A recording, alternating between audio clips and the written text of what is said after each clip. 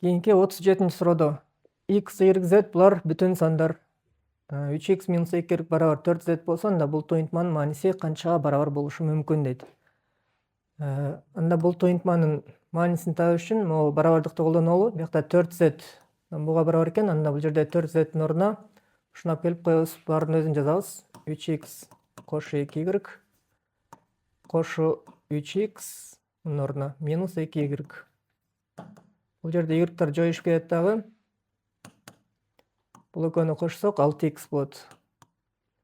6x 6га бөлүнгөн сан болуш керек биринчиден. Жана бул жерде x'тин өзүн карай турган болсок, 2y 4z бул экөө тең жуп сан болуп атат. Анда x дагы жуп сан болуш керек. Жуп менен жуп тегемдикенде жуп чыгат. X так сан боло албайт. Демек x жуп сан болуш керек. X жуп сан болсо, анда 6га мисалы 2n деп коелу, жуп санын жалпы түрдө белгилеш. Ошондо 12n болуп калат. 12n 12ге бөлүнгөн сан болуш керек. Демек варианттардан 6га эле эмес, 12ге бөлүнгөн санды табышыбыз керек. 12ге бөлүнүш үчүн 3кө дагы 4кө дагы бөлүнүш керек эреже боюнча. Так, биринчи сан 3кө бөлүнөт, бирок 4кө бөлүнбөйт. Акыркы цифрасын карайбыз.